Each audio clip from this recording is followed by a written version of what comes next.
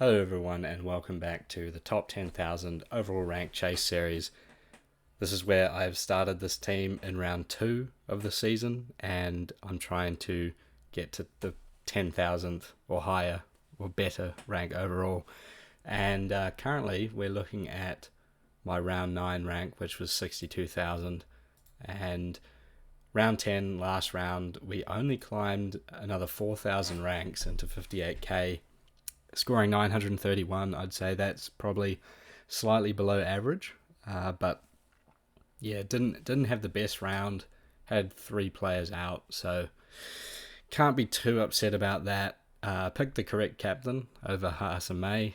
Clary just outscored them, and we'll go over who I traded in. But the letdown of the week was Adam Dewey. That risk did not pay off buying him when he was named at halfback for 1 week, and yeah, he's going to be swiftly leaving my team this week because the Tigers they got thrashed by the Storm, but I'm just not confident in the Tigers really, especially with Dewey just playing out at centre. But yeah, so it is Saturday. The round has started. We've already had 2 games.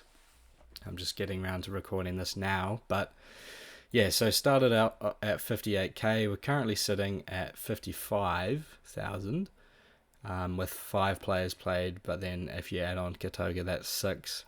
Looping at a 58. Really happy with that. But I've made 3 trades here. I can still reverse them, but I'll just show you sort of what I'm thinking. And actually we'll go over my trades from last week first. I think I did the trades that I was expecting to. So I sold Jenkins, Preston and Mamazalis, who are all out. Actually, Jenkins scored a try for 30 something points, but he was starting off the bench. And I got in Wade Egan, Carraz and Hamish Stewart. So they all scored above 50 last week, or 50 or above. And then coming into this week, they're all going to score pretty well, I would expect. Actually, Carraz downgraded to 44 overnight, which is a shame. But yes, I'm pretty pleased with all 3 of these trade-ins, and I should hopefully have Carraz and Egan for round 12 as well. And then this week, I'm looking to sell Hubner, Dewey and Couchman, all guys who won't be playing in round 12. Hubner, I think he's made his money, and I'm not really confident playing him in my starting 17, so I think he can go. Same goes for Dewey in terms of not wanting to play him in my starting 17. Unfortunately, I think I lost money on him. Yeah, I lost 30k, but it is what it is. Took that risk. And then Couchman's out for 3 weeks, but I think I need to get some round 12 players in so I can have a full squad, because I think potentially Dylan Lucas might be injured and Nafahu White. Still waiting on news, but it's not looking good. So I'm getting in 3 round 12 players. Hopefully they don't get injured. So Garrick, Isaiah Katoa and Xavier Savage. So Savage is just coming in just because he's really cheap, and I think he can sort of just sit in my emergencies unless I need to use him next week, obviously. But apart from that, I'm not really looking to use him. I think Katoa is still slightly underpriced from the numbers he's been putting up this season, and I haven't bought him in any of my other teams, so I think I'm just going to use this team as, a bit of an out where I can own him and enjoy that if he keeps going well. And then Garrick, yeah, I was looking at Tom Trebojevic as well, but I think he's just really in some cold form right now. I could easily bring Trebojevic in next week because I can't see him getting named in Origin. But yeah, Garrick, he's at a solid price. He coming off a bad score. He's probably going to lose money this week, but he can pop off at any time, and he's got a good buy schedule. So I think I'm going to bring him in. He's a proven gun, and the dual position is really handy as well. So that's how we're looking. 19 trades left, so need to probably try and start saving a few soon, but I'm not sure when that's going to be. But yeah, I'm pretty happy with how the team's looking. Brimson at half isn't ideal, but you never know. He's always sniffing around for a try.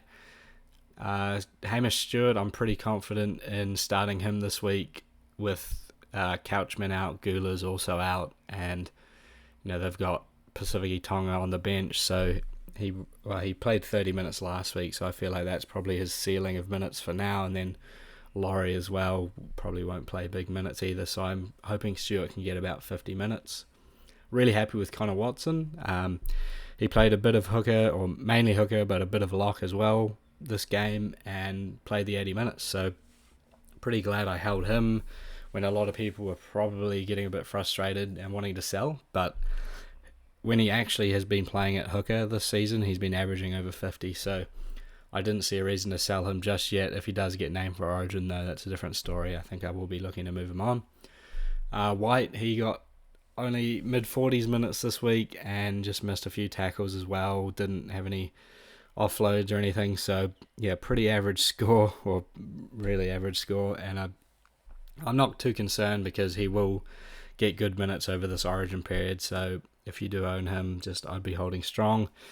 Dylan Egan, hopefully he gets decent minutes again. I'm not sure why he wouldn't, but there's definitely a chance that he does get moved to the bench an hour before kickoff. So even so, I could look at moving Seyfarth into edge and starting Tamale, but I think Egan's proven that he's definitely going to get the minutes even off the bench and has a solid enough PPM to be starting. Dylan Lucas looks like he may have picked up a small injury, an elbow injury I think it is, but we're going to have to wait for the Knights to give us some news on that. So yeah, fingers crossed. And even if he's out for a couple of weeks, he's definitely going to be a hold, I would say. Drinkwater, pretty keen to see him play tonight against Manly. I reckon that could be a shootout and lots of tries, lots of goals for Drinkwater, so pretty keen. Sharp had his worst game of the season fantasy-wise. I mean, it wasn't very good NRL-wise either, but I'm not worried at all, really. He had a few missed tackles in there. They definitely got outplayed by the Eels, and yeah, I mean, I don't know when the Knights are going to turn it around, but Sharp is really involved, and it only is going to take a couple of plays for him to continue scoring in the 50s, so I'm not worried about him at all. Garrick, playing against Drinkwater's Cowboys, got both goal kickers in this game. I'm hoping for something like a 30-all draw like last week. That would be excellent.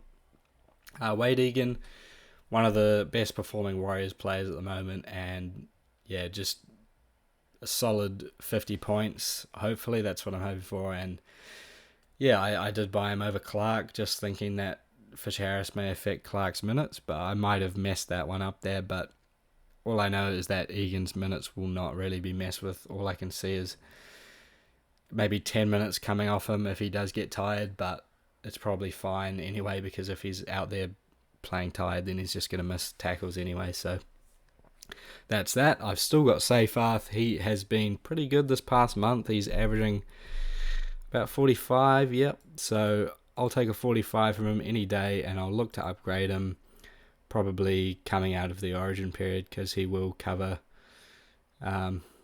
some of the... I think he plays round 18, but not 12 and 15, so it's not great. But anyway, Horsburgh, I'm hoping he doesn't get named in Origin, but he probably will. But I'm still going to hold on to him because he's a decent fantasy relevant player. So yeah, holding on to him.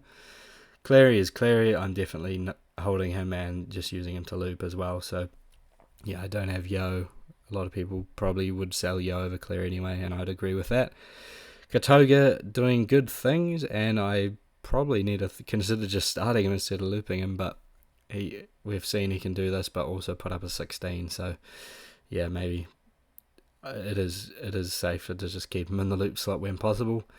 And then my bottom three, Tamale, he's probably close to being a sell, but I do need him for round 12, and then I'll probably look to move him on after that if he puts up another crappy score. But he is averaging 40, so that's pretty good for a rookie. King Tongia, still making money, and hopefully he does all right this week and holds a spot over Ilias. Definitely looking to hold him. And then Savage, it'd be nice if he could notch a few tries against the Titans and start making some money. But probably doesn't really matter, just as long as he keeps playing and is a emergency in case all my wing fullbacks go down in a heap. But looking to probably crack into the top 50k, that would be ideal. A lot of people probably have Captain May though, so I'm not too sure where I'm going to make up points. Maybe through Katoa and Drinkwater. Those would be my best pods at the moment. But Warriors game starts about 5 hours. I'm very keen for that, and keen to solidify second place on the ladder. And good luck tonight, everyone. Make your trades early before you take a sip of alcohol, and catch you in the next video.